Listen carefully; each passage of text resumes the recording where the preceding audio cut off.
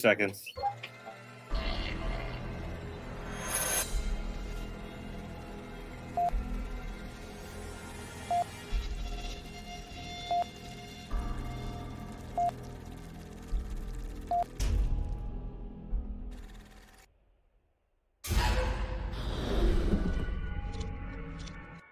Letterbox.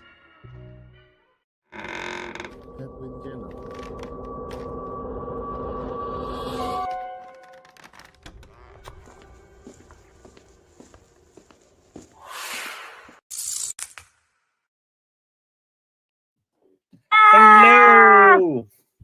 I made it on camera. Yes, you did. He was running. He was running to get on camera. Hello, everybody. Welcome back. Last week, yep, we're all here. Last weekend, we were having some internet issues. Like, it was just a pain in the butt last week. We kept freezing up and everything right before it, so we couldn't go on. It was just going to make it a nightmare episode. So thank you guys for returning this week to go over some Scream stuff. Let's see what we got with this. To start us off, we got Shannon with us. Hey, Shannon. What's up, Shannon? We got King Matthew the Third with us. Yeah, King Matthew. We got CG with us. Scott, I watched the Scooby-Doo episode, Scott. It was very good. I had to track it down because it's been renamed. So I watched that Scooby-Doo episode with the phantoms from the ice cream. It was very good. It was very good. Welcome from Australia. All right, so Hold on. Richard too. Hold on. We got Hold Richard on. too. What? We have, before we even start, we have two birthday boys in the house. We got Lukas, whose birthday just passed on November 11th, and today's official birthday boy, because he's born today. Over here, David. Yep. Put up the video. Put up the All video. right, here comes. For my birthday. Chuck E. Cheese for my birthday. Chuck E. Cheese for my birthday. Chuck E. Cheese for my birthday. Birthday. Chuck E. Cheese. Birthday. My birthday. Chuck E. Cheese for my birthday. Chuck E. Cheese for my birthday. Chuck E. Cheese for my birthday. Birthday. Chuck E. Cheese. If you could, yeah, if you could see everybody's dancing there. Oh, the earworm. We got to hit it one more time, right? All right, that's it. One more time. From Chuck E. Cheese for my birthday. Chuck E. Cheese for my birthday. Chuck E. Cheese for my birthday. Chuck E. Cheese for my birthday. Birthday. Chuck E. Cheese. Birthday. Chuck E. Cheese for my birthday. Chuck E. Cheese for my birthday. Chuck E. Cheese for my birthday. Birthday. Chuck E. Cheese. woo, Yeah. yeah. Look, I have to Not share the one. Days, though. Look at that official nerd box yeah. sneakers. Absolutely fantastic. Vans. Yep. You'll be seeing us. You'll be seeing us at the cons. Yep. Those are my official con sneakers. I don't have anything to show off for my birthday. Everyone was so jealous, and two people asked for the items website the same day. Yep. All right. Let's see here. Thank you, Shannon, for the birthday wishes. Oh, Scott. Scott's birthday's coming up on the 3rd of December, so in 2 weeks. Are we going to be on we live celebrating for another that one? birthday then soon. Yeah, let's see. Woo. December 3rd. It's a Wednesday, so we'll be on the air the 30th and then the 7th. Actually, no, we're off on the 30th because it is Thanksgiving weekend, so we won't be there. So we'll celebrate it 4 afterwards. days after Good With You. Yep. All right. So on today's episode, we're going to dive into Scream. Noah co-produced this episode. He pulled up all of the cast members from 7, some of the cast members from previous films, and we're going to run through it and see who is Ghostface, who may be a red herring, who's Killabait, who's survivors, who's returning, and who's not returning. But also, not this Tuesday, but the following Tuesday is we're going to be finally doing our live broadcast of the Toxic Avenger on Discord. So we got all the bugs worked out. I believe the link, I have it up on our community page and YouTube. I also have it up on Facebook as an event. So you definitely want to tune in for that one. That should be a fun time. So it'll be a live showing of the Toxic Avenger. This is a blind watch too. This is a completely blind watch. We've seen the new one. The new one's pretty darn good. And that is it. Pretty darn good. And that is absolutely That is it.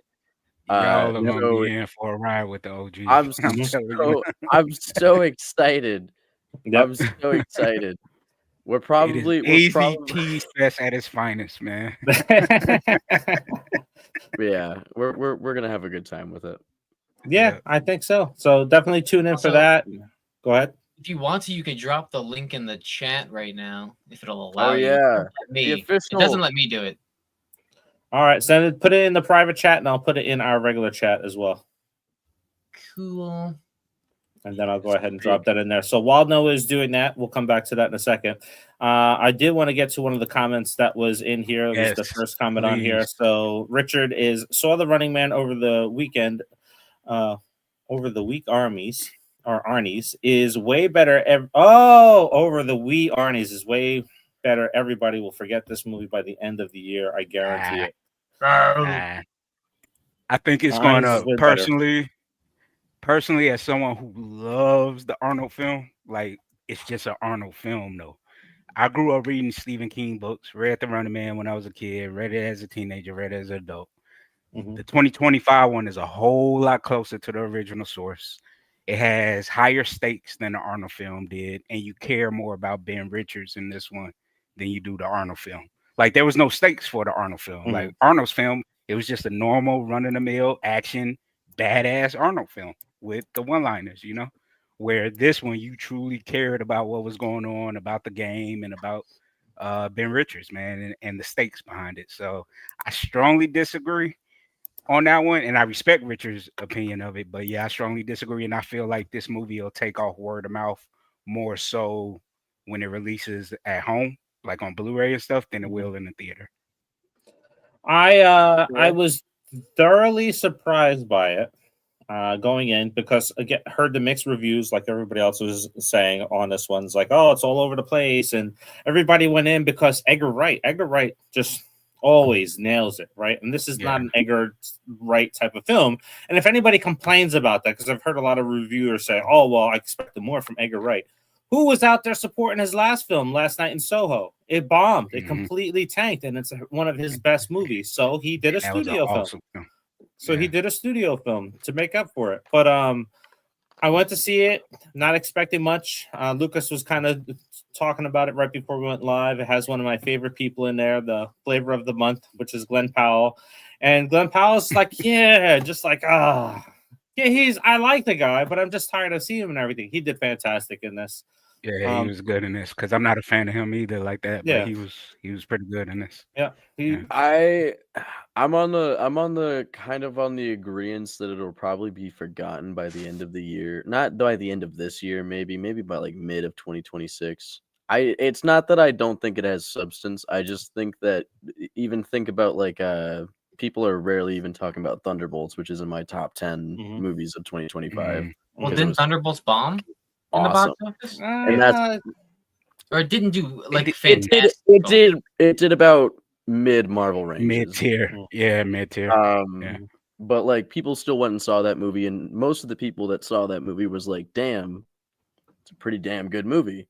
At least that's what I was hearing from like all the people that I would see online talking about it. But you know, nobody's talking about that movie anymore. Unfortunately, nobody really cares about what's going on in MCU in general, but that's not what we're here to talk about. Yeah, nobody's caring what's really going on in the MCU universe, period. Like, there's a lot of stuff that's been coming out, and nobody's really going crazy over it. Like, now there's supposed to be multiple Dooms in Doomsday, and there's going to be men and female Dooms and stuff like that. Oscar Isaac has said he no longer wants to play the role of Moon Knight. Yeah. So I don't know. I just feel like it'll end up becoming a cult classic. I think Running Man will become a cult classic, more so in the older generation. I agree with you. I agree with you on the term of like whenever it goes to home release, I think it's going to do much better than that. Yeah, the better movie that's kind of laid out in that style is Caught Stealing. That came out earlier this year. That is fantastic. It's one of the under the radar films that's definitely going to be a cult film. So everybody should check that one out.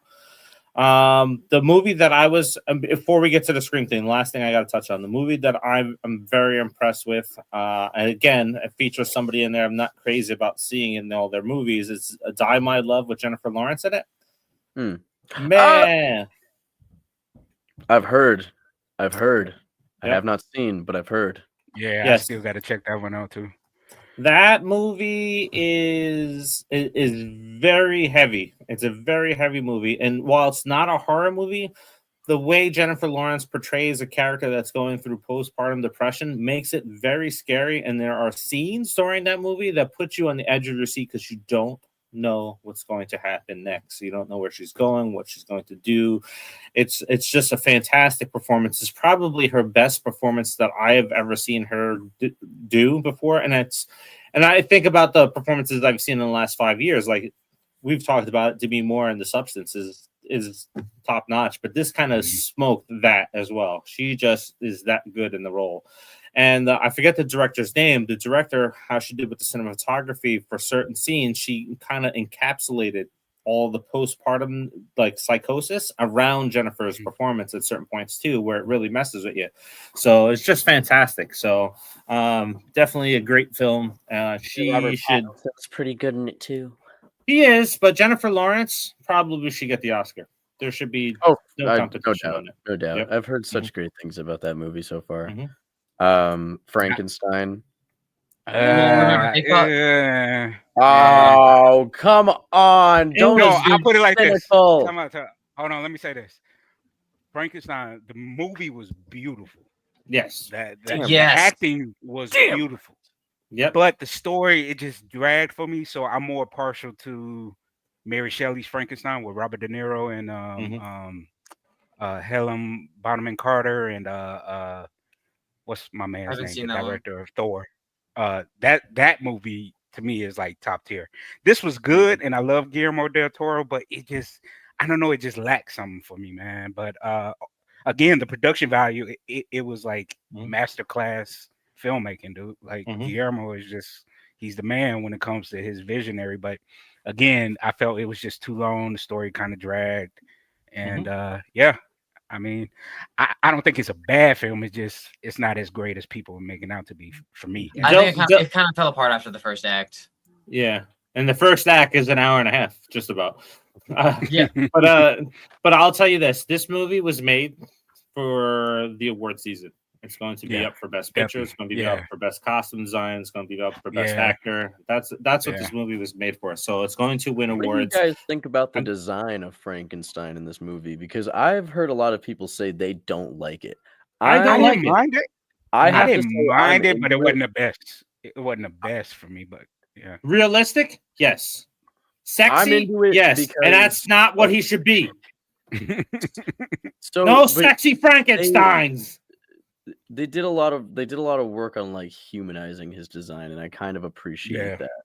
This is the Twilight version of Frankenstein. That's what this is. I'm okay with that. This was. I will say I loved his evolution. Very beautiful movie. This was just a gorgeous movie. I loved his evolution throughout the film. Look, I will say that. Birthday weekend, so I've had a lot of people here. So we all watched that on Friday, and the moment this guy says, words, we all just bust out laughing. That comment, words. Oh my god! And how do you learn to read? How's a blind man teach somebody to read? The movie also had pacing issues out the wazoo. Yeah. And that was my man from Game of Thrones. You also steal best female performance from Mia Goth for her barely being in it. See, that's what pissed me off. She's barely in it, but she was more interesting than most of what was going on in the film, in the final acts. And then, but she should have been in it more to explain the weird romance she had for Frankenstein, other than her weird obsession with dead things. I wanted her to become the bride. The bride. Yeah. That's what happens in the book. No, well, not necessarily. So technically, the maid that was executed for taking the fall for Frankenstein, she's the one that technically becomes the bride. It didn't do a terrible job at following the story of the book, but it took out key elements from the book that kind of messed with the ending of the story. If you want a good adaptation, read Junji Ito's version. That's the best version you're gonna get because it's illustrated too. It Mary is Shelley's amazing. Frankenstein. I know it's amazing. Well, but that's I'm a telling movie. you. Yeah, if you're talking about a movie, Mary you're talking about a Shelley's movie. Frankenstein. Okay. I will say this, right? So, it's a fantastic movie that I'm only going to watch once. I'm never coming back to it again. No, Fantastic opening, acting again, very good. We don't need sexy monsters. Like we did this with vampires and glitter vampires. We don't need a sexy Frankenstein. What are we going to get next? A sexy werewolf? No, we don't need any of that shit. He's a monster, man. He's a freaking monster.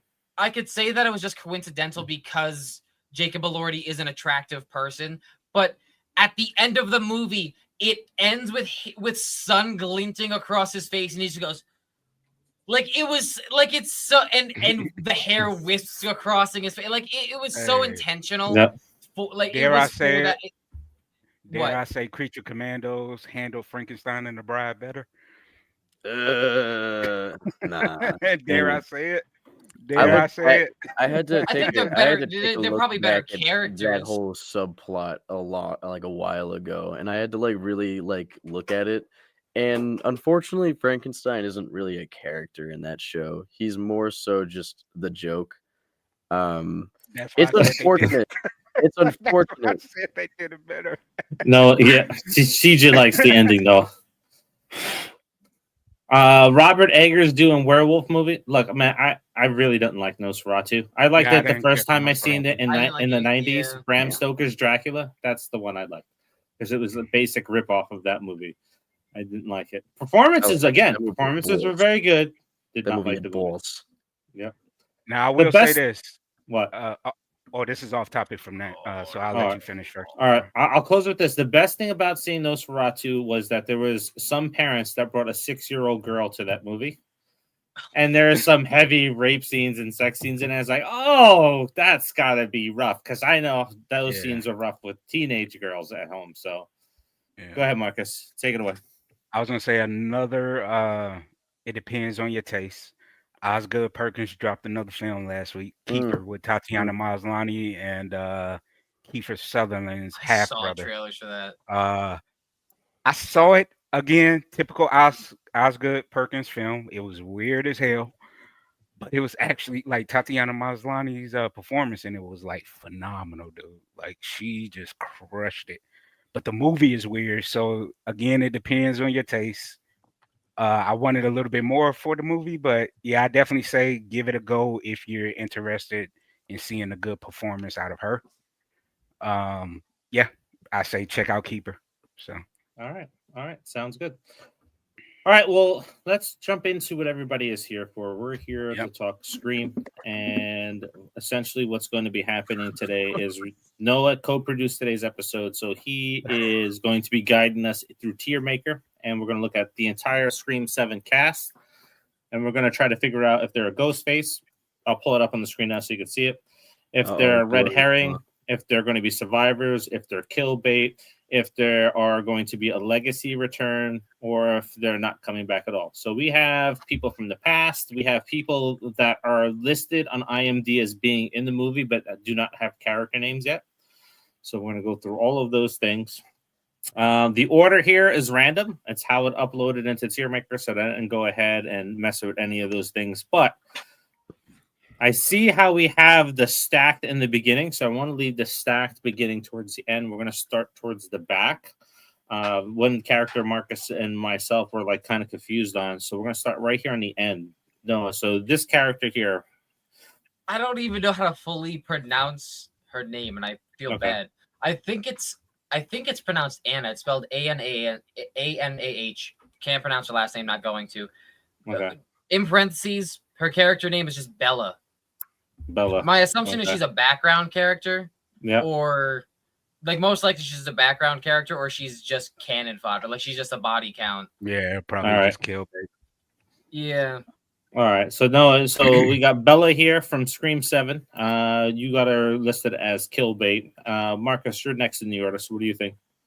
Same thing, probably cannon fodder, kill bait, or just like a one scene type of character. Mm-hmm. You know, one line of dialogue, and that's the only time we'll see her.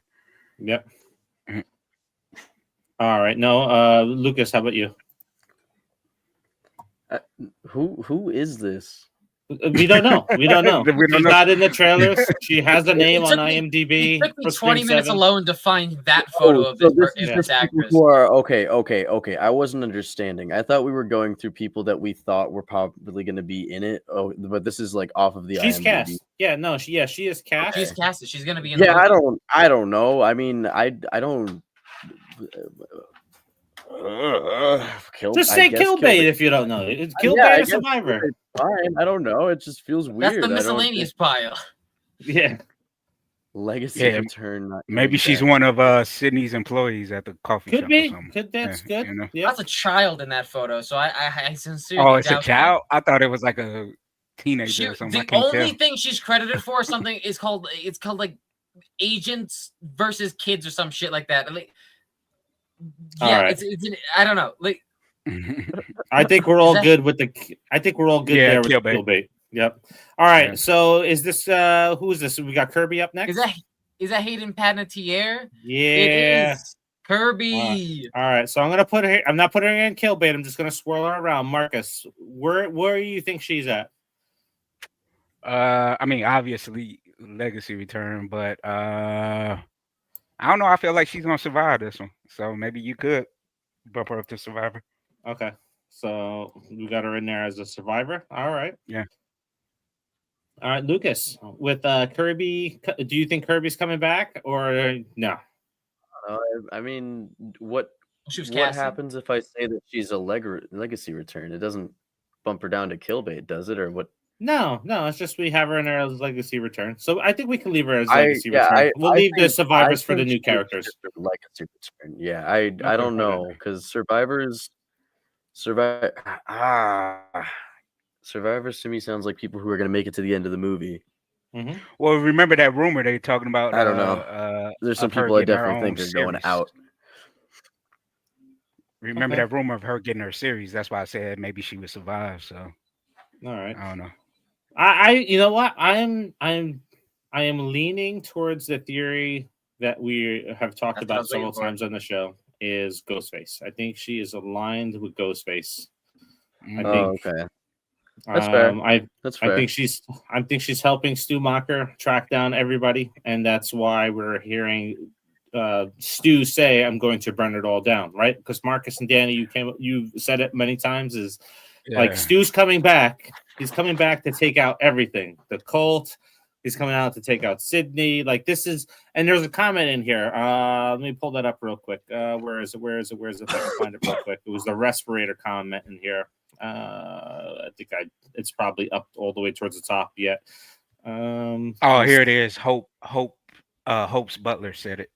Okay.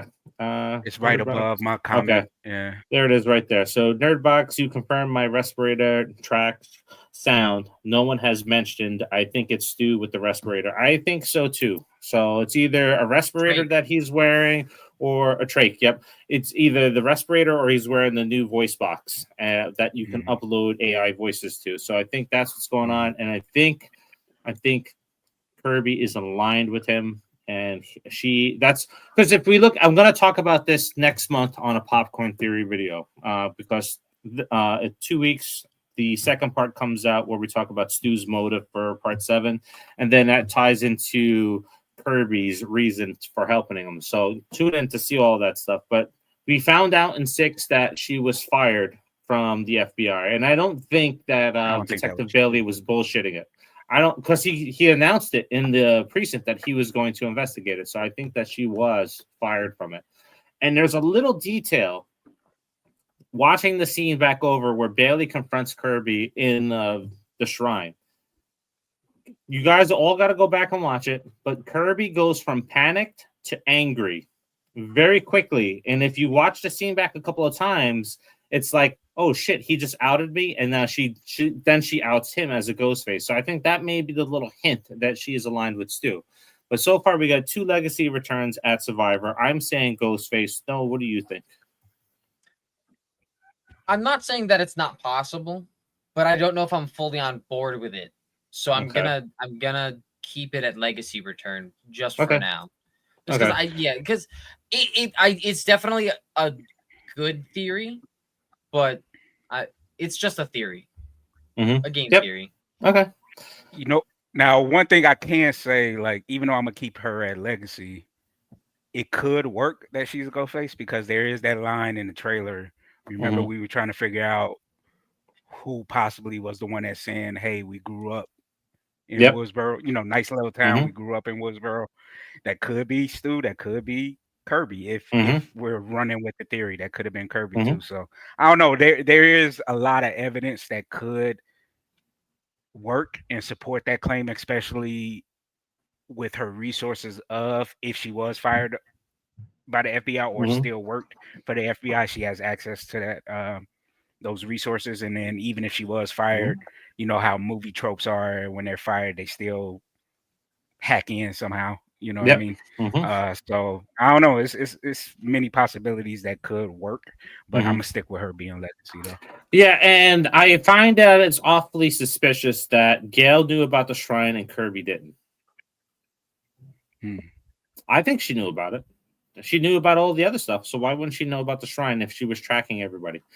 We have Talking Star Wars. I think Kirby is a Ghostface cause. When they reveal themselves, they don't look like they got injured by video cameras by Chad, but Kirby has injuries. This is true. I'm gonna have to watch it now just to see that. That's a good point. God damn it!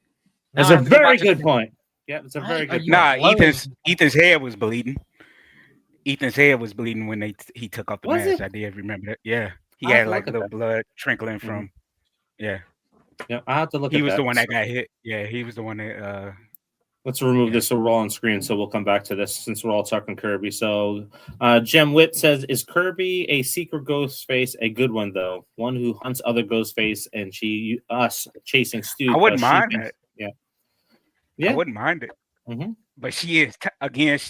It might be another Amber situation. She, Hayden is tiny, dude. She is. Yeah. This is true. There's 2 different size Ghostface in this trailer for 7. There's 3 different sizes. Okay, so there is a smaller one in there, and I believe the smallest one is the one that's in the kitchen. Scott Walker goes, "It doesn't make sense if Kirby is a Ghostface killer, then why didn't she reveal it in Scream 6? But that doesn't make sense if she's going to be the killer in 7. I don't think she would be the main killer in 7. I think she would be supporting the killer in 7. No, what the hell are you doing? Trying to fix my fucking camera because it's being all stupid. You got to give epilepsy warnings with those type of flashes and stuff like that, my friend. All right. So we talked about Kirby a little bit. Let's come back here. Let's see who we got next on deck. Emma Roberts. Jill. No. I don't know where to put her. So, Lukas, you're up. Is she coming back? No, yes, maybe? Nah. Like to life? No. Yep. No? Okay. I doubt it. I'm pretty sure they shot her in the face. No, she got shot in the chest. Well, either way, I'm pretty sure she's. There's not much with a lot of these characters. I feel like there are a lot of people that we've seen get slain per se. So I will play devil's advocate here. The core rule of Scream is shoot him in the head, right? She was not shot in the head. She was shot in the chest in a hospital where the survival rate for a gunshot to the chest is between 17 and 24%. And she's in a hospital with medical staff already. So there is a chance. And she wasn't shot in the head. So, but I agree. I don't think she's coming back. So that's where I sit on that one. Noah, how about you? I think if she is alive and they are going to some psych penitentiary, actually, you know what? Yeah, I think she's dead. He was going down the road. Please don't try and do this to me. She's definitely unless she's coming back in a flashback. I know someone did mention that she dyed her hair. That's also, what I'm saying. I know that she followed the production company. She could be coming back as someone in a flashback, but would that be a legacy return then? As well? Would that be compiled in legacy return if she comes back in a flashback? Yeah. You don't have that. I think so. Yeah. All right. Yes. Well, but like, if I don't know though. I have no idea. Wait, but if they're already casting the movie, doesn't that mean She's not. No, cast she's not. yet. So we're some of the legacy characters. Oh, okay. Yeah. Because we're thinking of the AI portion of this. Did they come back as AI? There's a possibility. There's a really big possibility, but I don't know. If she is back, then I guess that does constitute as a legacy return. But I'll throw her in legacy return because she might also come back. Like if they, I have a theory about the psych ward thing that I'll. All right, so we got two not coming back. And then Noah, you're saying legacy return. Marcus, where you got her at? Not coming back. Not coming back. All right. Nah. All right. Let's see here. So Hope's Butler, Stu, and Jill are the two not shot in the head. I don't believe Mickey was shot in the head. Mickey wasn't shot in the head. He got lit up, though. Yeah, Ethan was not shot in the head. He just he ate a knife and took a TV to the head. And then Detective Bailey wasn't shot in the head. He was just stabbed to death. All right, so there's 4. And then Greg was beheaded. So Greg doesn't count, though. Poor Greg. All right. Poor Greg. All right. So another one that fans, and I see in comments all the time, is Charlie. So not coming back. Doubtful. Yeah, that's where I'm at too. Instantly. Yeah. That dude got stabbed, right in the heart, bro. I ain't no surviving that one. Mm-hmm. I mean, it's possible, but they'd have to get into the hospital within 3 seconds. Yeah, there's no point. Directly in the heart. He would have bled out. Yep. I know that there's theories that he could have survived. Oh, we didn't see him done. Whatever. Oh yeah, he also didn't get shot in the head too. So but he's dead, guys. Well, who's most likely to be alive out of Mickey, Jill, or Ethan? Mickey, Jill, or Ethan? I think Ethan's pretty fucking dead. I don't know. I mean, if we're going off of the whole, this is just a wider caliber. I feel like the tears at this point are just it's just becoming a wider conversation about who is actually dead in this franchise now. Mm-hmm. Yeah. So, fuck. But this is an interesting question, right? So Mickey took multiple shots to the chest. He went down. Jill got shot in the chest, and she was in the hospital. And then Ethan swallowed a knife from Tara, and then have a TV thrown at him. Now, I will have to say, right? So everybody that's just like, oh no, the TV and stuff like that, right? The TV in the shrine is definitely a prop. It's not the TV from the crime spree because Kirby was wounded. She ain't picking up a 60+ pound TV and flinging it across the room in this guy's head. So that's definitely a stage TV. And if you watch some of our theory videos, we have videos of people taking bats to the tube and it ain't breaking. So that hole in the TV is not from Stu's head unless it was plastic. But real quick, so let's answer this question here. So you don't have to make a reason of it or theorize around it. But if any of these three were to come back, I say Lukas.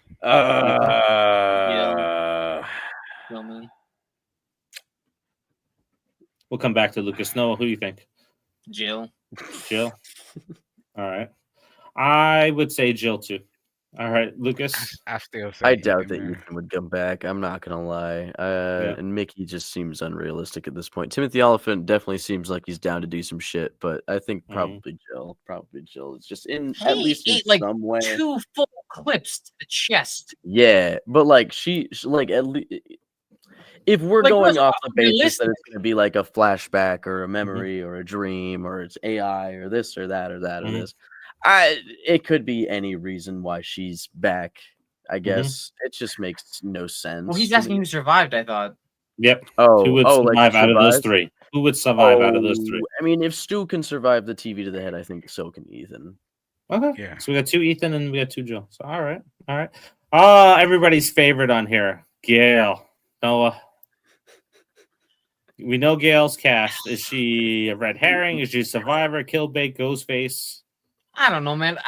We all keep saying that we think that it's gonna be her last movie, and then let's just say she's a Ghostface. I don't know. Let's just spice things up. Let's just hope that there's actually some cult. They're gonna bring it all home. They're gonna bring it home for Lassie, and we're gonna get her as the head honcho or something. I don't know. I'm tired of seeing Gale Weathers. Yeah, Atrol agrees. Ghostface. Talking Star Wars says dies or Survivor.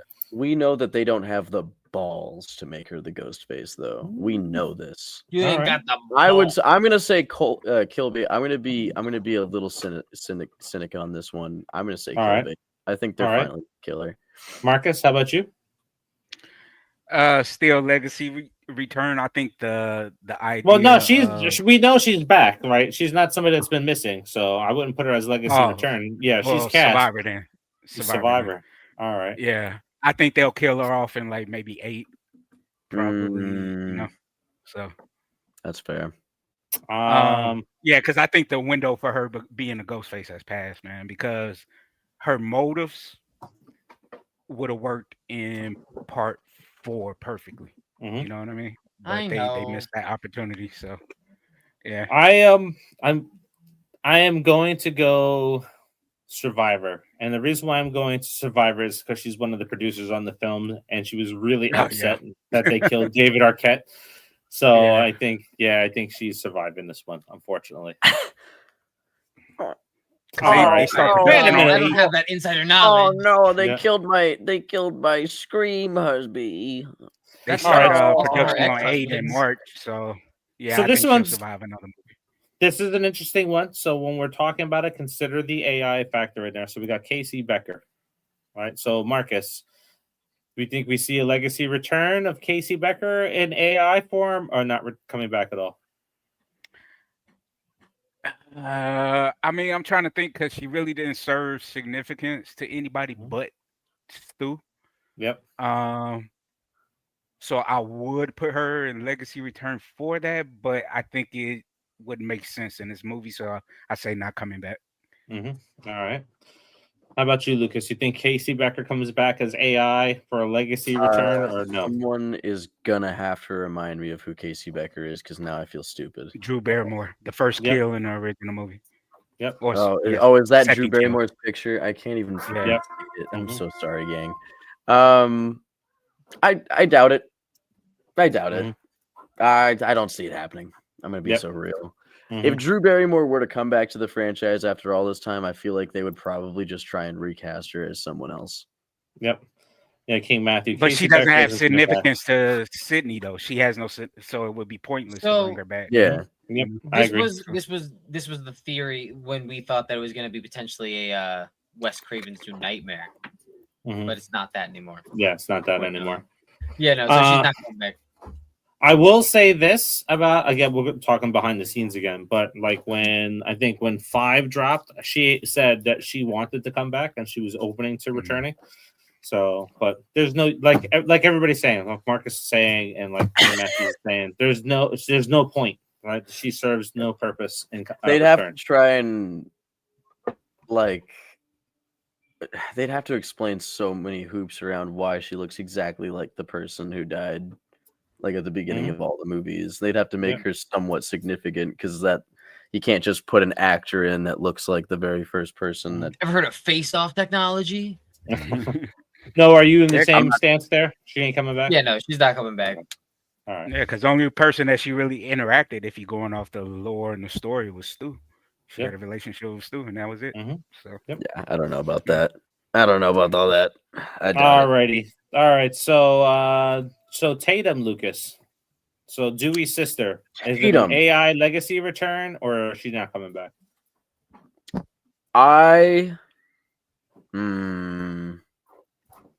There's a possibility. I'll say legacy return. There's a possibility for it because she was like Sydney's best friend throughout the first movie. I'm assuming like they were like close. Yeah. So I could see it happening. I could see Stu doing that. If that's what even as like a phone call. Yeah. Like a voice change. I think I would rather if they didn't like try to do an AI thing with her and just have it be something more like intimate like that. I guess I don't know. I am going to say no. She ain't coming back because if we look at the AI technology, they would have to have a sample clip of a voice somewhere to upload it. So I'm yeah, saying that's no true. for that. Yep. So Noah, what's your thoughts? Well, now I'm gonna have to. I guess I have to agree with you. All right, He's Marcus. probably not coming back. Yeah, same. Not coming back. All right. Alrighty. Let's save Sydney and Tara for the end. Let's jump right over to Ethan. Nope. Yeah, I'm saying Ethan's not coming back. I know he's a fan favorite for some reason. A lot of people want him coming back, Because but he's hot. yeah, I like no. Ethan. He was okay. Eh. He was okay. I like He was- Scream 6. Unlike the rest of y'all, I like Scream 6. So Scream 6 was. I like I Scream 6 for character building on Sam, but that's about it. I liked the story of the main group rather than the overall story. The core 4. Yeah. All right, so I'm saying no to Ethan. No, where are Yeah. you at with Ethan? Yeah, I'm probably saying no. Ethan's not my guy. All right. Yeah. we're Marcus? all no. We're all All right, no. you're all no. All right. Yeah. King Matthew Who's me? is the same way. Ethan isn't coming back either. He serves no purpose in the Sydney story. Yep, No, I agree. At Yep. all. Yeah. Mm-hmm. All right. We have next on the list. I don't know if it can work now because it's kind of messed up. But Billy Loomis, legacy return, not coming back. Noah. Well, I mean, he's dead, and it really all depends on whether or not Sam would come back. Mm-hmm. Well, But I mean, then again, you also think then they have the because- AI type. Like if they're doing AI stuff, like the Mhm. fake, like whether or not it's fake. Like I'm gonna say probably like maybe a legacy return, but he's not casted, so we don't know. I'll Mhm. say I will agree with Noah and just have the same reasoning. All right. All That's right. good. Marcus, how about you? I'm gonna say not coming back, but Ooh. he easily could fit, in the whole AI thing. Mhm. But I put not coming back.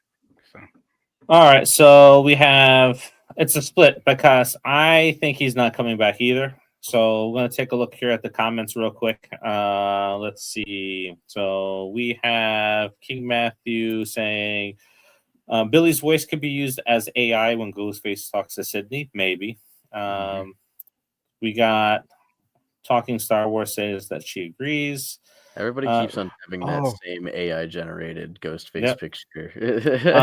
A-Troll Is it too says late? I'm gonna do one next. I'm doing one Okay. next. We'll put it on the Okay. Nerdbox Facebook. I was about to All say what H-Roll was going to say because I was like, what? Since Roman is coming back, what if they resurfaced Roman's videotapes Ooh, of yeah, like that would recording count. Marine Yep, and that would maybe count. even had a tape of him talking to Billy? You know what I mean? Mhm. So yeah, he could be a legacy return. All right, so that's where he sits at legacy return. All right, Yeah. fantastic. So Lucas, you wanted to grab the next one? Huh? You said you wanted to grab the next No, one. I from was Nerdbox. talking about Talking Star Wars' profile picture with the Ghostface picture. I've seen that everywhere. And I was All making right, a joke that I was going to do one next. all right. Hey, Erica, thanks for joining us. I- All right, so let's see here. So now, here's how we're shaping up. So we got a lot of bottom feeders here. Let's make it a little interesting. We have Mark Evans, Sydney's new husband. Is he a ghost face? Is he a red herring? Is he a survivor? Is he kill bait? He's kill bait. Kill bait. Yeah. All I'm right, hoping good. he's Dude, kill bait. he He gets- dies in the trailer. He gets it bad in the trailer, bro. He gets it bad in the trailer. We saw fake out deaths with Billy. We saw a fake out death with Roman. We saw a fake out death with Quinn. Dude, he's spitting up plastic and getting choked out. I mean, he's spitting up blood in the plastic after he gets stabbed multiple If times. there's, and I'm choked out. gonna say, look. I'm gonna say this. If we did not learn from the Scream 6 trailer, is that they cut the Scream 6 trailer so well that they led you to believe that things were happening that did not happen in that film. So that is my only stance on there. Where I think, why would they reveal that death in there? Because they know everybody. Yeah, everybody's going there to cheer that he's dead. That was Thank also God we my got rid of this theory. trash. We got rid of this trash. So we're just gonna put it in the trailer. The guy will give you this one. So so Lucas, I see you thinking about it, and here's my thoughts. We see in a shot with Mark Evans and Sydney in the one room where we see a bulkier Mark Evans because he's wearing his bulletproof vest. It is the same exact bulky Ghostface that we see burning down the house. Nah, that's true. No, all That right. would I fucking ruin the movie. simply would say right now, if they're going to typecast him like he always is, it could work. As a Ghostface? I could see him being a red herring. Okay. Red herring. I don't know if they would Alright. make him the main villain. I doubt it. I really doubt it. I'm thinking he's a red herring too. I don't think he gets unalived. I think he survives, but I think he gets the Dewey treatment, and he gets fucked up, but he lives. Because you know why? If they unalive him in this, it's basically Halloween 2018. That's what we're doing. So that's why I'm thinking he's a red herring as well. No, Noah, how about you? I think he's kill bait. So we got a kill bait. We got 2 red herrings. Let's take a look what we got in comments. Let's see. We're reading here. King Matthew brought up a good point. Yep. So I also forgot that Mark has a bandage on his head in a scene for the trailer. So probably red herring. Interesting. All right. So there we go. He's a cop though. Yep. So we got him in the red herring category there. He got messed up. Bro, He did? When you spitting up blood like that and plastic on his face, you can't breathe. And he getting choked out. Dude, Yep. I don't know, man. All right. So no, I take this as Mindy next, right? Yeah. All right. So Mindy, does she commit? My girl. I'm Does she hoping to commit? see. I don't think so. I don't think it's gonna happen yet. Unless they do the Meeks bloodline and it's all 3 of them as Ghostface. But I think that she's gonna be a survivor just because I hope the twins survive. Okay. Yeah. So Mindy as survivor. Marcus, how about you? What are you thinking? Survivor. Yep. Lucas? That's a vote out of hope, yeah. All right.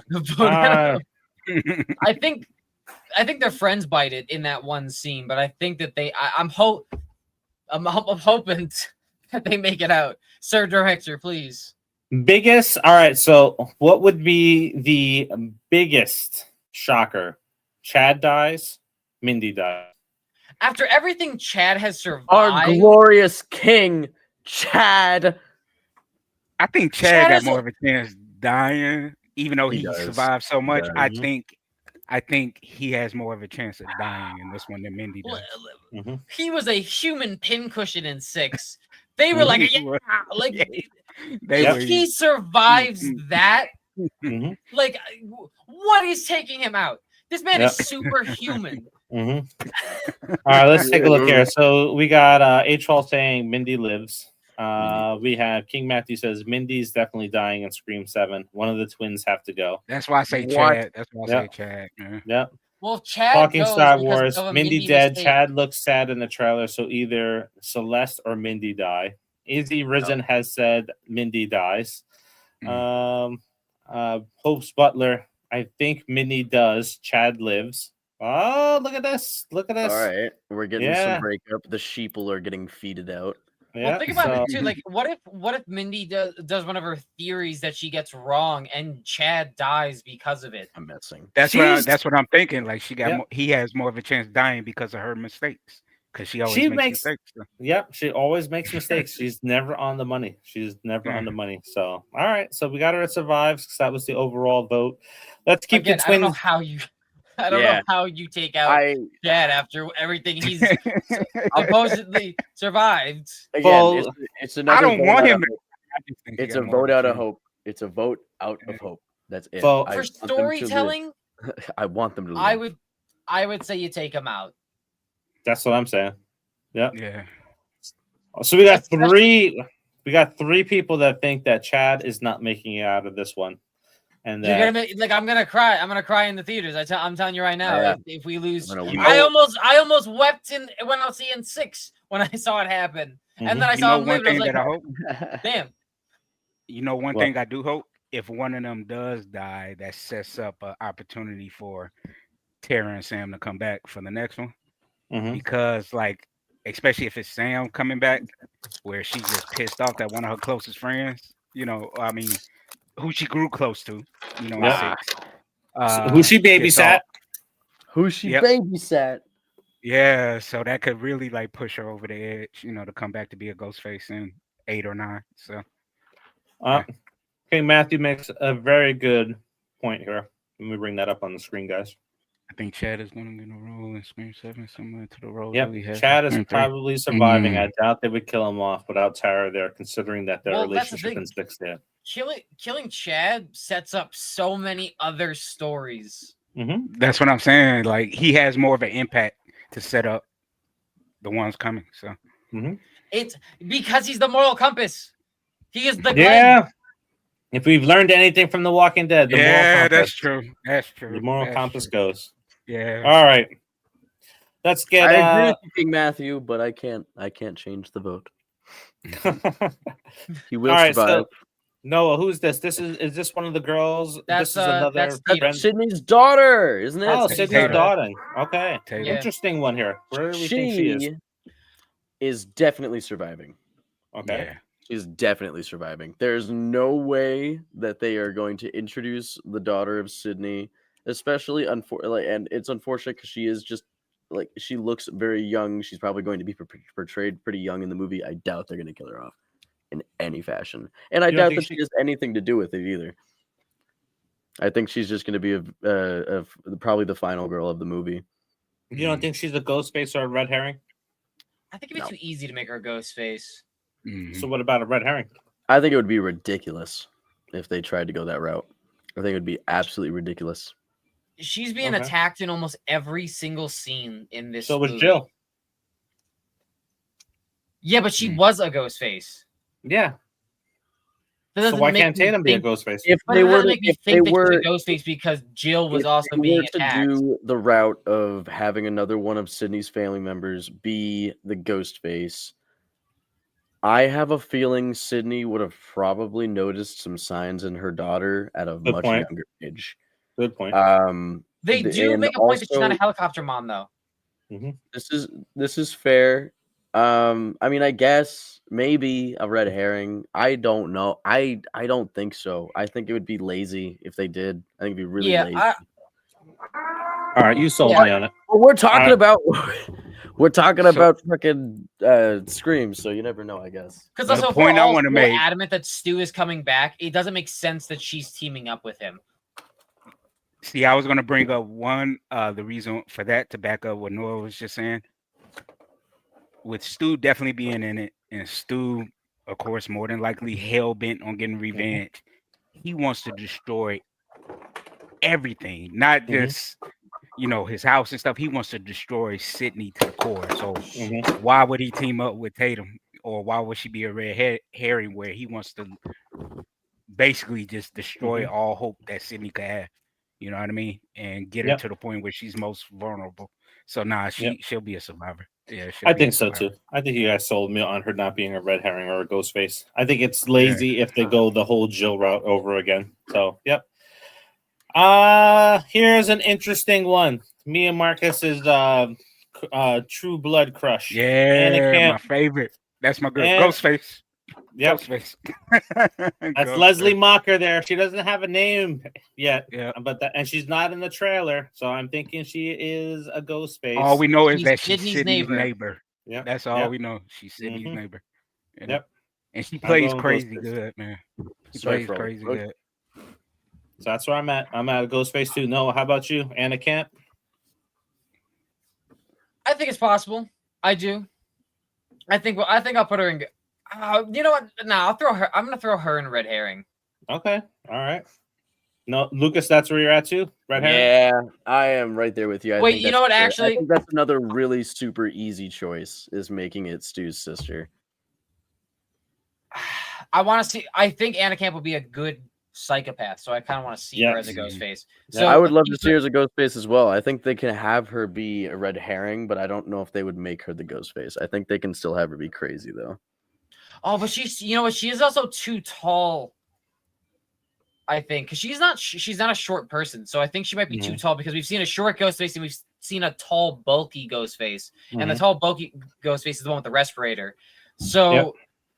I don't know if it would actually be a Ghostface unless we're getting to, unless like when we talked about last week or the week before, where we think there might be 2 separate events going on in 2 separate locations. Yep. The ghost face that comes out of the coffee shop is also tall and is not bulky. So No, then that's that's the what one I'm I saying. told you is bulky. That's the one that I told you that I feel that Matthew Lillard, that's his first time in the actual All costume. right. Okay. Because if you look at his build, I think that's definitely Lillard in that All shirt. right. Just walking. Yeah. All right. So we got 2 ghost faces. We got a red herring. No, you're kind of on the cuff here. You want us to take a look at some comments and see what we're looking at here, comment wise? Yeah, let's see what the people are saying. All right, so let's see here. Let's see. Talking Star Wars. Anna Camp, one of the Ghostface. We had King Matthew. Anna Camp is probably one of the Ghostface. Erica's agreed. All right, just throwing Ghostface. Anna Camp, Survivor, then opening kill in Scream 8. Ooh, interesting. That's a good one. Interesting. Yeah, that's a good Yeah, one. that is a very interesting one. All right, but it looks like what everybody is really pushing towards is her being a ghost. King Matthew said too, with her being a ghost face for revenge of her son being killed. Yeah, in 5. Very good. So. Yep. All right. Oh yeah. All right. There's also somebody casted the guy in the black and white photo. He's just casted his neighbor. If she's a ghost face, Let's bring him up. He could be. He's kill bait, right? He's kill bait, and she's killing her husband. Yep, I think so. Make that quick. If there's a Sydney's neighbor that's unnamed in IMDb, and then we have somebody cast as the neighbor, so that could be the husband and wife duo, and he gets that's what I'm thinking. Unless he's like the neighbor of like, well, no, there's no other houses by the stew house, so never mind. Yeah, so I'm thinking that's definitely her husband, and he's being offed by her. Okay, all right, I agree. All right, so Mickey, Legacy Return, not coming back. Now, keep in mind, in Scream 2, Mickey is supposed to be Sydney's best friend. So, Legacy Return, not coming back. Yep, he's considered to be her best friend. Not happening. One of the best friends, because what's her name was her best friend. Not coming back, though. Yeah, I agree. He's too busy by Alien got greenlit for season 2.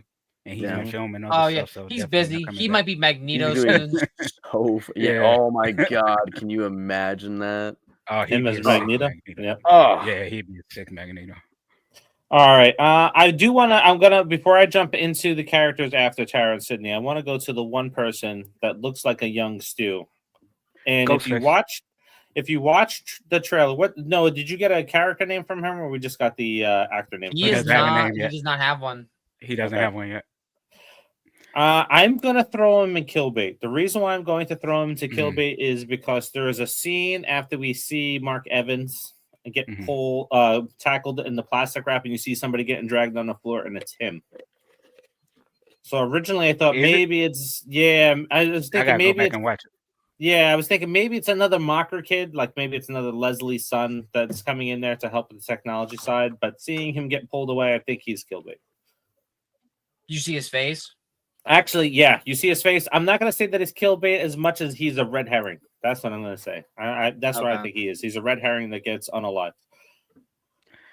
My hope is that he's a ghost face just because of how awesome and psychotic he is in Gen V. He plays psychotic like chef's kiss. All right, so you got him as a ghost face. So we got red herring and ghost face. Noah, where are you at with him? Well, if he's Anna Camp's son.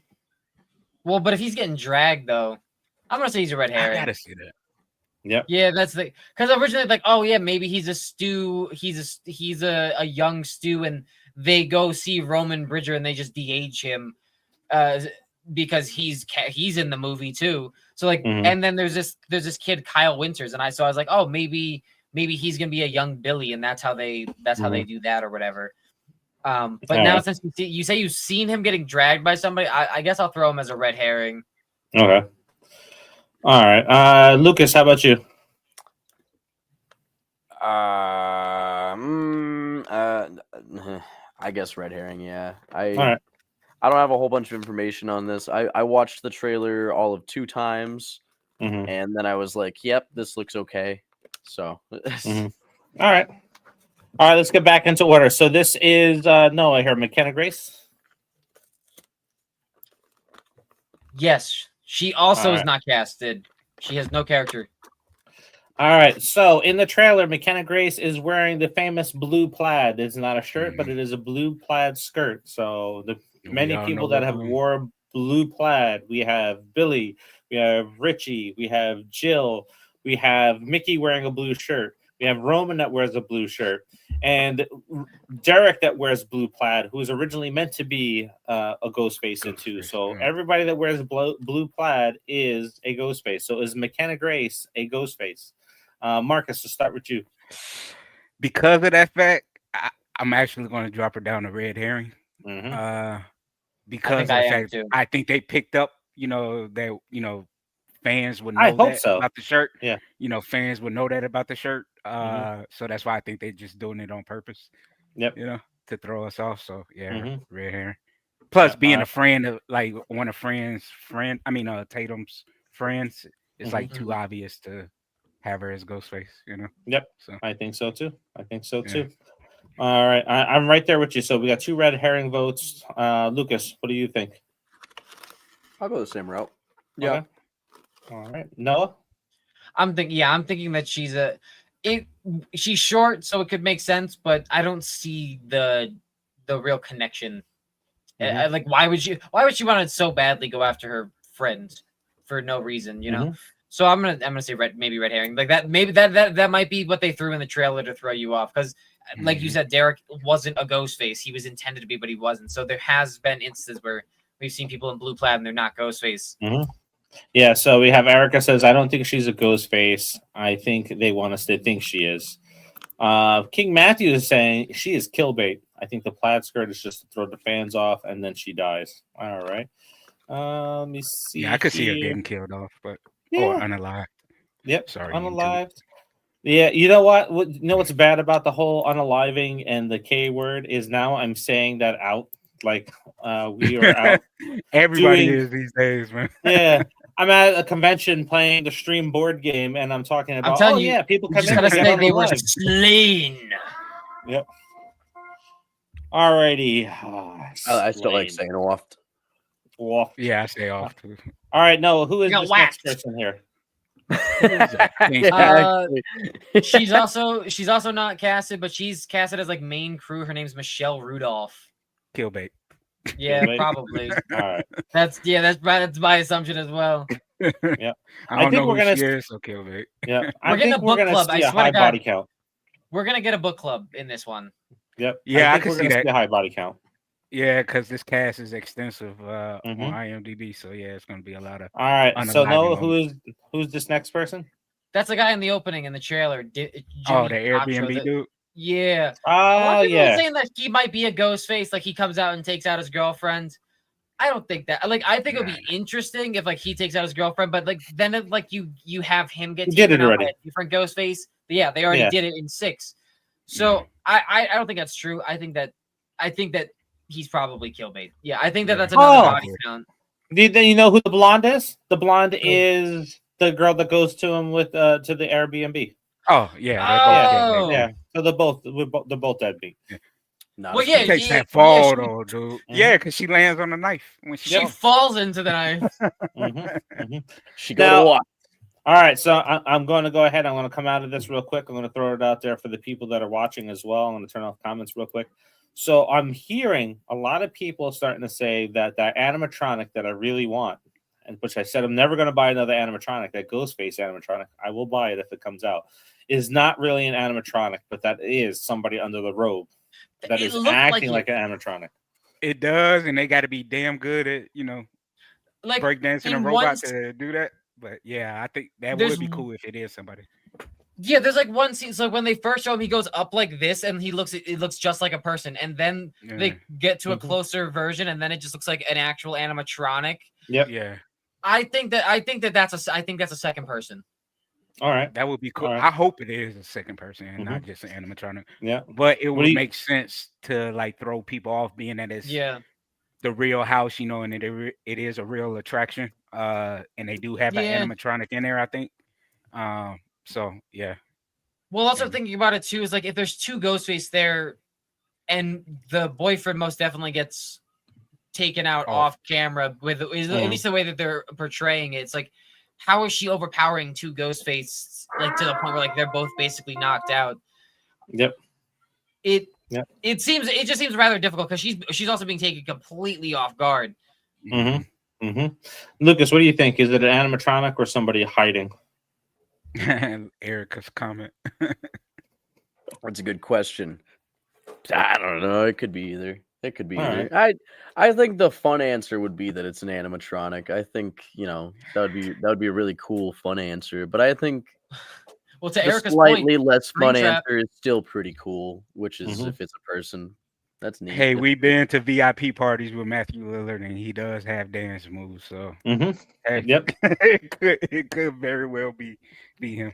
All right. So Scott Walker says it looks like a real person, or it could be animatronic. So Exactly. yeah, he's right there with you. It could be one or it could be the other. I don't know. Yep. So hear me out, Erica. Stu has had a lot of time to perfect.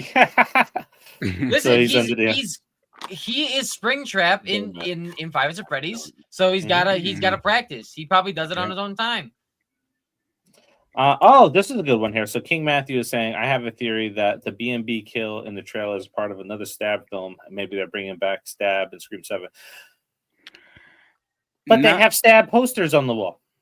Yeah, and see, that was the original rumor that they were going to do like another Stab movie, but they immediately confirmed that Stu's house was going to be Airbnb and that it was going to get burned down. So, well, that's that like scene, Scream I think, 4, is real. right?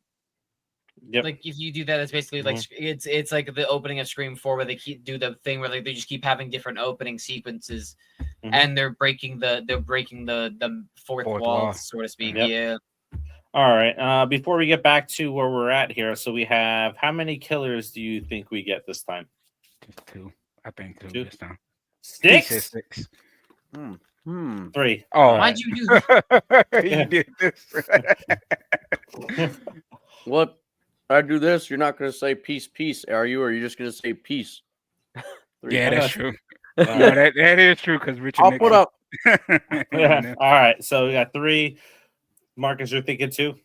Yeah, I think 2. I don't know if they're going to introduce the whole cult thing, now, but based off the trailer. But yeah, I just say 2 for now.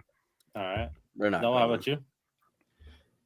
So that depends on whether or not we're getting the Martha Meeks storyline, right? Like where she's gonna be so good. It'd be so good. Working at like so Chad and Mindy or Mindy gets taken out and she decides that she wants to get revenge because Sydney is the cause of kind of the start of it, but really it's Gail or whatever, whoever psycho you want to believe.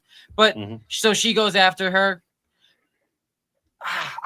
I'm thinking maybe 3 and they're not all working together. That's what I'm thinking. I'm thinking there's 3. I think we have Stu operating by himself, and then there's 2 new ones. And then Stu wipes out the other ones. You know what? You're right, because I contradicted myself. There is 3 different body types in the trailer. So, yeah, maybe 3. All right, let's see here. We got some new comments. Scott keeps calling Noah Ethan. He's cracking me up. Yeah. Scott, Ethan in our video here is Noah. What do you guys help me out? Could you find out about the Ghostface attack at the school, and is someone going to get absolutely gutted after the school? Who is it? One of the friends. Yep. Tatum's friends. Yeah. All right, let's go ahead. Let's go back to our casting here, and then we got this hunky man over here flexing in his picture. Who is that, Noah? Is this another no-name cast member? Yeah, his name's Sam Reckner. Oh, he's part of the friend group. Oh, yeah. Yeah, he's another kill bait. Unless they're not giving us what we want. I don't have any. We're getting disappointing Ghostface characters. Yeah. With the exception of Anna Camp, if you don't have a name on there, we're throwing you essentially right into kill bait. Kill bait. Yeah, so that makes sense. All right, so then let's go ahead and take a look here. So this is another one of Tatum's friends that we see on the street. I'm gonna put her at kill bait, even though she has a significant role in part of the Tatum's friends group. Really? I'm thinking she's a survivor. I'm gonna say red She herring gets for attacked every one of pretty her bad. friends until we find out which one of her friends is actually the red herring. Ooh, so we got to I'm split She gets Noah. attacked in the bar though. She gets attacked in the bar. I don't think she's gonna survive the bar. Ooh, That's a good one. Yeah, I'm gonna fair. say she's kill bait. All right, kill It's bait. possible. Like we 'Cause all then- think that there's gonna be a high body count in this. Well, hear me kill out. bait. Hear me out. Hear me out. All right. They killed that redhead. They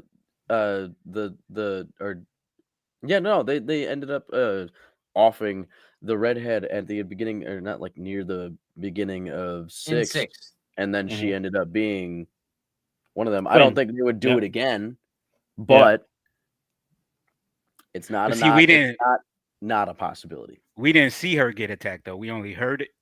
Yeah, Remember? okay. We see Well- her get attacked in the bar. Her, Mindy, and who else is in the bar in that scene? Chad. Chad, yeah, they all get attacked in that bar. So I don't think she's gonna make it. All right, so we got our kill bait. Everybody's got our kill bait. All right, so we got and I forget his name because I really like him. He's a really good actor. Ethan Embry. Yeah. So he's been cast in an unnamed role, right? He's not.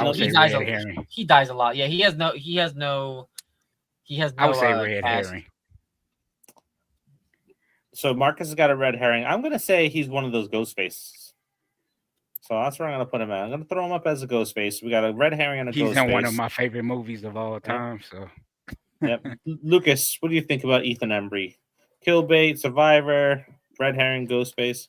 I don't think I've ever seen something with him in it. I'm not too sure. You have. Sweet Home Alabama, Walking Dead. There's this movie called Hard Candy. What's the movie with Can't Hardly wait. Yeah, right? Can't Hardly Wait. Yeah, I don't think these guys have seen Can't Hardly Wait. That's one of my all-time favorite movies. I'm not sure. I have seen Sweet Home Alabama and I've seen The Walking Dead. He dies in The Walking Dead. Yep. He's not in it for very long. I think he did one episode. All right, so you and Lucas lean towards him just getting offed on the live. I mean, I don't know him. I don't know if there's any significance with his character. I don't know if I saw him in the trailer or anything like that. So he's not in the trailer. Yeah, so I don't really know. Kill bait sounds fine. All right. So look at this. So we got a kill count here of 1, 2, 3, 4, 5, 6, 7, 8. All right. So that's a pretty high kill count there. He either works at a diner or a bar or Sydney's bar, or he's good point. Or something like that. That's what I'm thinking. And then I just don't want to line or two. My thing is I don't want to put them in Survivor because I feel like that means they're going to be a big part of the story and they're going to survive the thing that's going to happen. But realistically, he could also just be someone in the background of a scene that we don't see for very long, and then he's out of the movie just as quick as that. All right. So we have this guy in a suit here, Noah. Timothy Simmons. He's another no-name guy. Put him in kill bait. Put him in kill bait. I'm gonna. Why are we arguing? All right. He's gonna die. He's gonna die. All right. So we're all throwing him there. All right. That's Mark Consuelos. That's Hiram Lodge. I think he's a red herring. Mm-hmm. He is large. He's rather large. He's good at playing villains. He is not not he's actually large. small. He's just ripped. He's ripped right in that aspect. He's ripped, but he is a very he's only like 5'7", 5'8". Yeah, but he's like the best part of that show. Like that show gets so shitty, really. Riverdale. Actually, but but he is really good in that show. Yeah, he's good. Mm-hmm. Yeah, he's good. All right, so villain. I have not seen him on the show, so I'm going to go red herring. So that's where we're leaving him at. He would be a good red herring too. Yep. Maybe he's the smaller Ghostface. All right, so we got another gent here in a shirt. No, who's That's he? Scott Foley. Oh, Scott Foley. So legacy return or not coming back? Well, if we get a flashback, I think that would be considered a legacy return. Yep, but I don't know. Confirmed though, so yeah, legacy. Oh yeah, he is back, but I don't know. He's not alive. He's not shot in the head. If there are people that are confirmed. Well, okay. So wait. So is it a red herring though? Is it a script red herring? Because we haven't gotten leaked scripts of Scream this time, and it was rumored that he's officially cast. Yeah, but here's the thing, right? So this time around, like the whole big leak was that Matthew Lillard was coming back. That was the leak that wasn't supposed to get out. right? So now, is it possible that we're getting all of these people thrown in there to also throw us off? I mean, I could see it like being a what was the last Star Wars called? The Rise of Skywalker. Yeah. So you know how that scene where Rey defeats Palpatine, but she hears all the voices of the past Jedi? Yeah. It could be very well something like that. I So fucking hate that. it sucked ass. It hate sucked that ass how they did idea. it. But I Oh, can see that Tatum, being the I can case just in this movie. imagine it. Tatum's just like, like she's like pinned down. She's like about to get stabbed or something, and then she just starts hearing him. It's like, come Oh on, no, not that. I'm Yeah. just saying like Sydney like having like a mental breakdown moment or a nightmare or something. And she's hearing the voices or something. You know. All right. So we got Roman at Legacy Return. So I guess we're all just gonna put Dewey right there too, right? Legacy Return. I suppose is he confirmed as well? Yeah. No, he's confirmed. Yeah. Okay. And his voice is in the trailer. Yeah. Yep. Joe goes all right. there too. Joel, you got Joel as a Legacy Return, you think? Yeah, because this will be the first time that out of the movies, he's the parents of the twins. He's the father of the twins. So it could just be like him. And, you know what? That would give the twins some significance to the story. So Marcus has brought up for his last name is his real life last name. His real name is Dwayne Martin. He's only casted as Joel the cameraman, but Emma Roberts is casted as Jill Roberts in Scream 4. So it's very possible that they could bring his last name in. And well, not only that, the actress that plays Martha a while back when Scream 5 came out, it was on Twitter where a fan was like, "Hey, is Joel the father of the twins?" Because of their name being Meeks Martin, and Martin.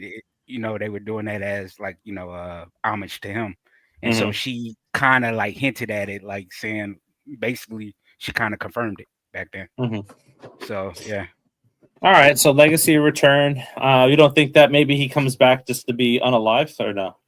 I think he'll pop up for like a scene or two to have a scene with Martha and the twins, maybe. I don't know. In that same vein, we put Tatum, like the original Tatum, in not coming back, right? I have a feeling he has a strong possibility of being a Legacy Return as well, just because of them specifically going for the name Tatum for Sydney's daughter. I have a feeling that's probably going to be meaning something. Has she ever expressed interest in coming back? Like, nah, I don't think so. But that's also, sometimes that stuff's just more private.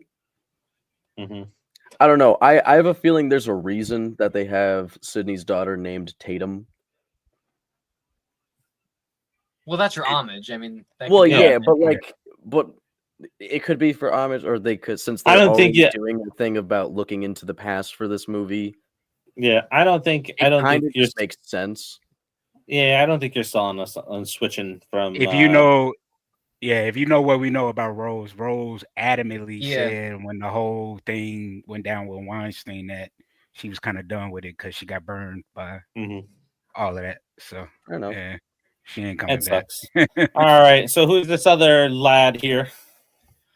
That man is, I don't know. He looks like a what the hell's his name? Where is he at? Cannon fodder. His name is Josh Thrower. He's casted as Timmy. Timmy! I'm gonna say Survivor. I don't even know who he pops up for a scene. He pops up for a scene, and that's it. Yeah. But he has a cast name though. Like there's so many people here who don't. Yeah, he could be one of the baristas in the coffee shop. That's what I was thinking. He's a barista. He's a survivor barista. Thanks, Timmy. Yeah. Yo, hold on. Talking Star Wars. Sid's daughter better watch out for. All right, I'm saving the interesting ones for last here. So we're almost there. So who's this young kid? Is this supposed to be young Roman? I think. No, is that what you were thinking? Well, so I originally thought because he has dark hair. I was gonna say Billy, but you make a better point that he looks more like a young Roman. So I would say I think that him being a young Roman makes a little bit of sense if they're doing a flashback. All right, so we got young Roman. Lukas, are you good with that? He's a survivor because he's a flashback character. I think it's fine. Also, he has no name. All right. We have a brunette.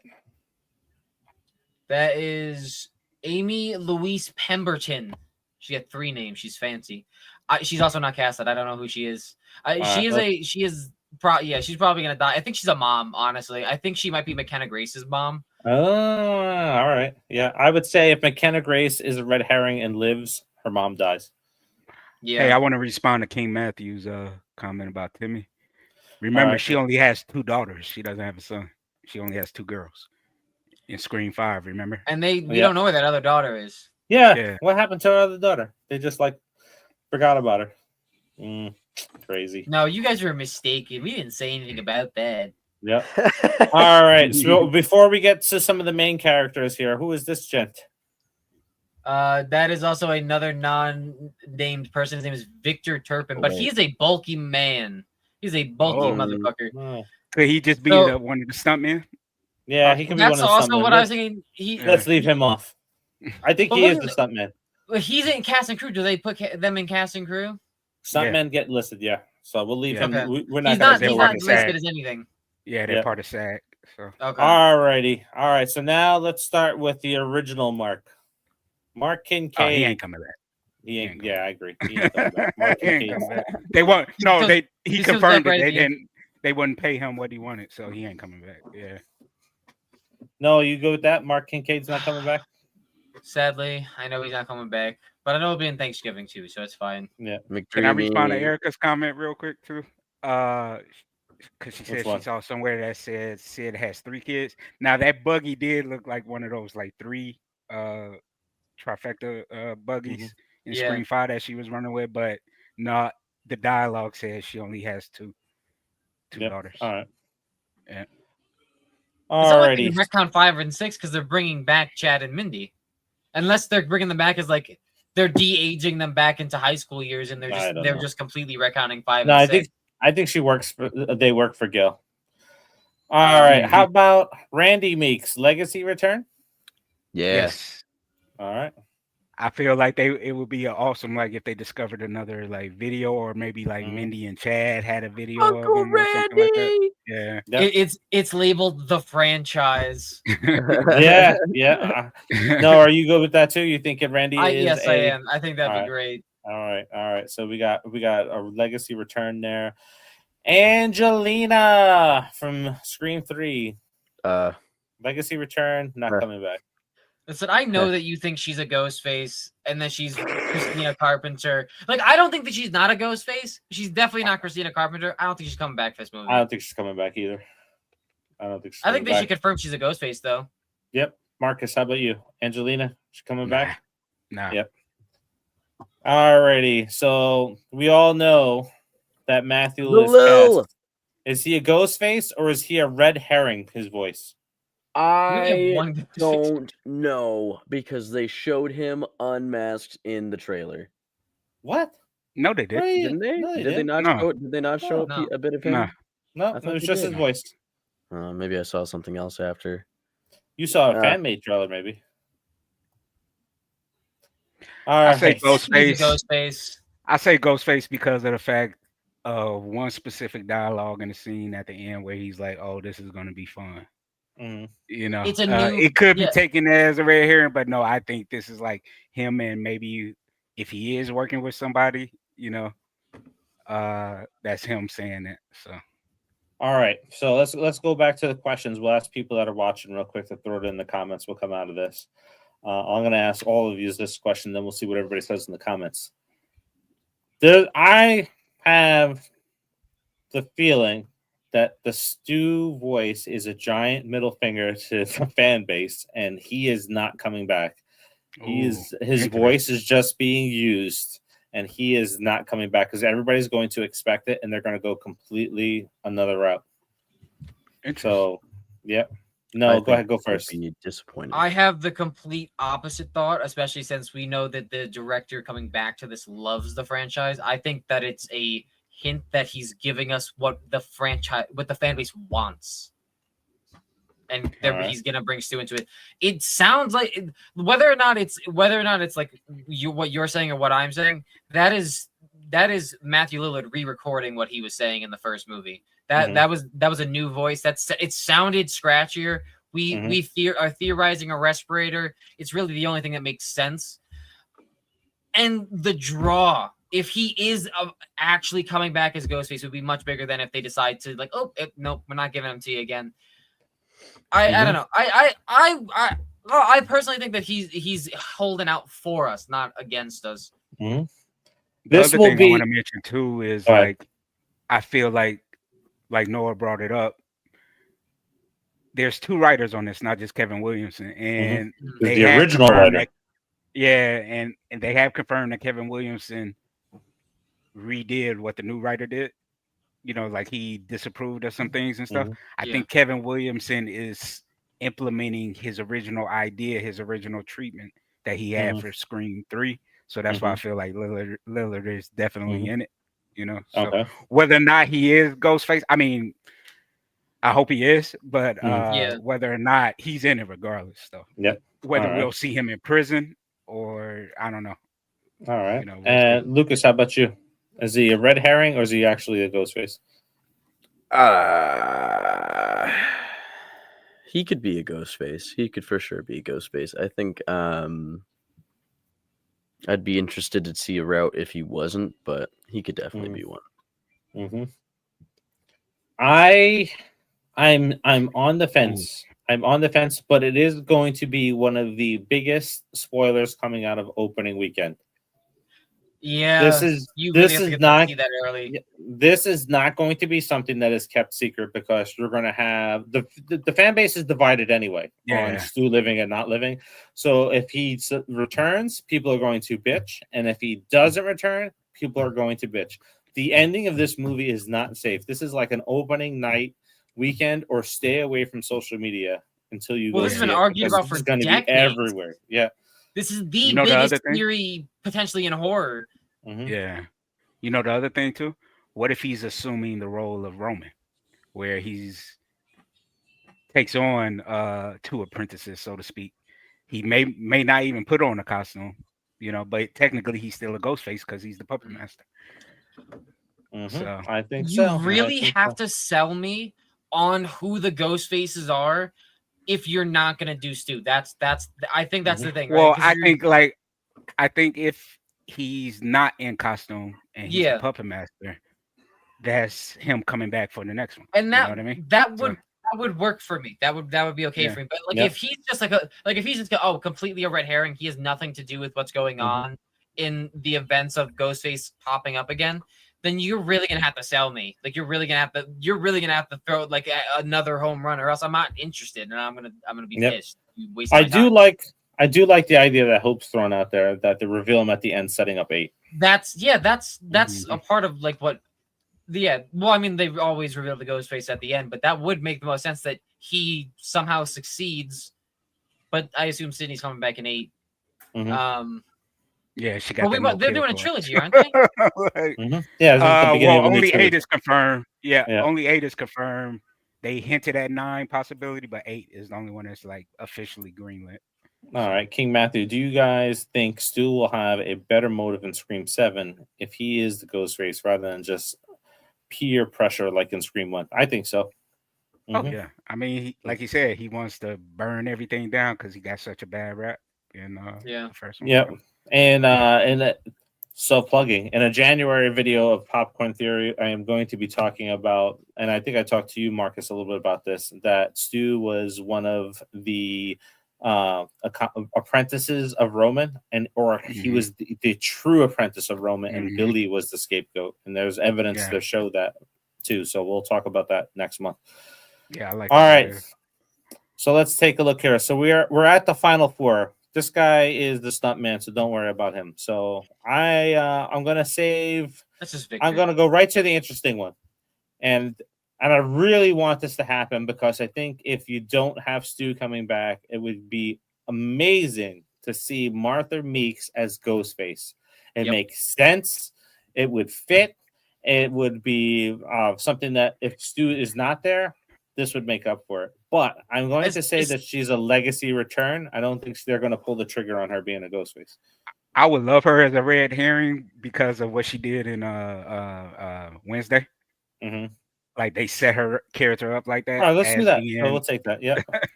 I will agree. Red herring. Yeah. Martha Meeks, Randy's sister, mom to Mindy and Chad is a red herring. Go ahead, Noah. Looks like you had something thrown there. See, so if they take out both twins, right? She loses her kids. She loses her brother, and you throw a little twist in there. Her and Joel, the cameraman, both decide that they're gonna ruin Sydney's life, and they work together to take out. Maybe let's say that he gets attacked by a different Ghostface, and he has the respirator, and that's what we're hearing.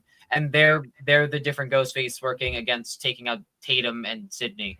That would be interesting if we're not getting Stu. So I'll put her in Ghostface, just so we have Ghostface in there. All right, Lucas, how about you? Well, I can see red herring maybe. I also just see maybe just legacy. I could also just be okay with that. All right. I should also mention she's not casted. Nope.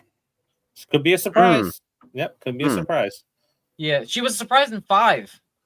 All right. So since we did say like if they're cast, that's what we'll do the top off. So I think we'll throw as a legacy. Just return. leave it a legacy. Yeah. Yep. All right. So Tara coming back. They're not coming. No. I think we might see them in 8. Too busy. Yeah, too busy for. I'm gonna say that for her and Melissa. Yeah, same. I agree. Yep, they're both not coming back. Yeah, I hope we get them in 8. I hope we get them in 8. Unless that's another big surprise and Melissa shows up as a Ghostface in this one. Yep. I'd love that, but I think we're getting them in 8. I think we will see the end of the story, just not anytime yet. soon. Yeah, not yet. All right. Cody Rhodes. It's Cody Rhodes all over again. Yeah. Marcus, you said she has a no-kill clause in her contract, but does it hold up? Do you think Sydney survives? Survive. Yep. Lucas, Sydney surviving? I don't know, because like, does she still have that no-kill clause in her contract? Is it something that she doesn't really want to get out of anymore, or doesn't really want to be in anymore? There's a whole bunch of different things going into this movie that, like, I've thought for years that she doesn't really want to be in it anymore anyways. So, and also the trailer for this, it looks like they're doing something, because Tatum's screaming after her for something that's happening, or if Tatum's getting attacked, maybe, but it looks more like Sydney's getting attacked. And granted, probably won't do it there, but I there's a big possibility that I don't think Sydney makes it out of this movie. All right. I'm thinking she's surviving. So we got 2 votes for surviving. Noah, what do you think? My thought on this is kind of like, can you, like, if Stu returns, can you have both of them make it to 8? I think so. And then that's your whole marketing campaign for 8 is Stu versus Sydney. I don't know, man. Either that or this is her last film. Yep. You know? And that pushes Tatum to be the next. Yeah. I don't think that she's making it out of this. I think that Stu wins and gets his revenge, and then that puts Tatum on a path. And could you imagine Tatum being named after Stu's sister is now going after Stu because he killed Sydney, her mom? Like, that would be an interesting, a very interesting story for 8. Like, I would be very interested to see that. Tatum's not Stu's sister. His girlfriend. Girlfriend, yeah, my bad. Yeah. I was like, sister. All right, so we're my bad. That's incest there, man. You creeping in the Star Wars territory. All right, we're kind of split. We're split on this. So, what does everybody think in the comments? Is Sydney surviving or dying in this next one? So, just drop that in the comments. JK, I don't know. It could go either way. Yeah, so drop that in the comments, and that's what we'll move Sydney to, is whether she lives or dies in the next film. So we have one trailer out. So we're going to A-Troll comes in and says die. So right now she is dying. We'll see if a couple more comments come in for that. So we have one trailer. Oh, yeah. Oh, A-Troll is still saying she gone. Double down on it. I'm gonna put my producer hat on. Yeah. the way of the industry, because she got the payday that she wanted for this one. Ain't no way they killing her off. Mm-hmm. She'll ride. They'll ride her off into the sunset before they kill her off. All right. So Well, that's they did why the same I thing with feel Tobin like Bell, this will and be. he's dead since 3. Well, it looks like H-Roll is the tiebreaker, because that's the only person that's coming in saying that she's dying. So nobody else has chimed in yet. But there's a possibility. We're not going to rule it out. We're not going to rule it out yet. I can't rule it out. We'll come back to it again in a couple of minutes. So this is the first trailer. I guess apparently there's going to be a second trailer drop sometime in the next couple of weeks or in the next month or so. Yeah, I think they said December or like January, something like that. Yeah. So we're probably going to get a bunch more information. We're going to get a bunch more theories that are going to kick off on that. So we'll probably come back and do this again, probably in December, because we'll have more information to dive into. So that'll be a busy Scream month too when it comes back. Hopefully, have a more refined list. That was also my thought too. What Hope's Butler said is like, what if it's left in question until 8? Because that would be interesting too. If Stu leaves her for dead and we don't know what happens until the next movie. Yep.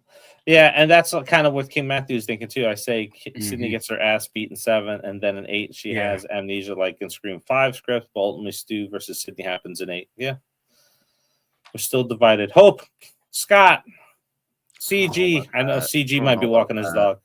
All right, I don't know. I don't know. That's tough. It doesn't confirm his signed on. 9 and 10. Skywalker. I don't know where you're getting your information from. 9 has not been confirmed. 10 has not been confirmed, sir. Only 8 has been greenlit officially. They were hoping to set up a trilogy for 8, 7, 8, and 9, but no 10 definitely. Unless these next couple movies make a boatload of money. These next movies have to be fucking fantastic. Like they have to be good. Yeah. We're still divided. We're divided in the comments too. Next comment is going to push Sydney into Survivor or kill bait. So whoever throws that in there. So if she's already signed on for 8, I can see it being just her surviving. If that's the case, then I can change my answer. Because like if she's going to survive into 8, I am not going to lie. I kind of just want them to do it though. Like I think that is such a ballsy move for them. Especially since they now have Sydney's daughter named after Sydney's best friend in high school. And now that has a whole different meaning between her and fucking Stu, and also the fact that Stu's probably going to be the one to do it. You never know. I'm still so heavy on the boat that I really just want Gale to fucking pop out of nowhere and like off Stu at like 7, and then 8 carries on with Gale as the head of the Ghostface cult. That's my ideal ending for this franchise, is them defeating the Ghostface cult or whatever the fuck, and then spinning off or whatever into a show. These movies need to be good if they want to make more. Yeah, I will say that the trailer definitely got us all fired up for it. Like, because we were going into it's like no, and then we saw the trailer and it's like, yeah, all right, we're good. It looks fine. My first reaction to the trailer was not necessarily like excitement. I was like, okay, I can see the inklings of what could possibly be a good story. I can see some very small bits. Yeah. I thought that I saw Stu at the end of the trailer. I'm fucking redonkulous. But I don't know. But so I say we wrap it up there. Thank you everybody for joining us. Now don't forget, not this Tuesday, but next Tuesday in Discord. I'm dropping a link in the comments. We're doing the live roast party of the original Toxic Avenger, which everybody voted for. So tune in for that. That's going to be fun. So we're testing out doing live watch parties. So you get to be a part of the fun and watching that movie. It will be broadcast over Discord for everybody to watch. Noah and Lukas will be hosting that, and then we'll put up a poll for the next one. So we'll go from there. So everybody tune in for that. Link is in. There's a very big chance that we will not like this movie. There's a very big chance. What do you mean? It's cheese fest, not man, that but it's so not fun. that it won't be fun. So Not that it won't be fun, but there's a very big possibility that we will have some very strong opinions on this movie. It does not age well at all. Like it was bad. It was bad then. But it's so bad that it's good though. It's one of those movies that is so awful that it's good. Is it okay? So here's my question: is it at all like the one that just came out? No. Oh shit. More, I say more adult nature. Like you got nudity in it and stuff. Yeah. There was a Toxic Avenger weenie in the new one. There was a Toxic Avenger weenie. Yep. You know, we talking about the 80s. You know, 80s was no holds bar radar movie. So there's gonna be boobies. There's gonna be boobies, off-colored comments, and lots of other things happening in this movie. So there's lots of shit going on. But yeah, all right, it should be fun. Yep, everybody, thank you for joining us. We do have a store. Go and check out the All Aboard the Stew Train shirt. Go ahead and grab one of those. Link is always in every description of the video. Yeah, man. That's a good one. Be sure to click that Discord link so we can get you ready for when we do the show in soon Tuesday. What, in 2 Tuesdays? 2 Tuesdays. But the most important thing, make sure you let everyone here know how much you want to rank the Twilight trilogy of the franchise. Yeah! We have to rank Twilight. No, we got to do a reaction. We're drinking. Reaction and rank. We got to do a live watch along reaction. A month of the Twilight. most toxic franchise. The most toxic franchise ever. Oh boy. You think the Toxic Avenger is toxic? Just get ready for Twilight. All right. Thank you, everybody, for joining us. Drop likes on here. Thank you for interacting with us. Next week, we'll be talking about the Predator franchise, unless there's Scream news that breaks. And then Predator Badlands. Yep. Predator Badlands. And we can talk about it in a spoilery sense. Yes, we can. Spoiler. That was so cool. I would die every day waiting for you. Oh.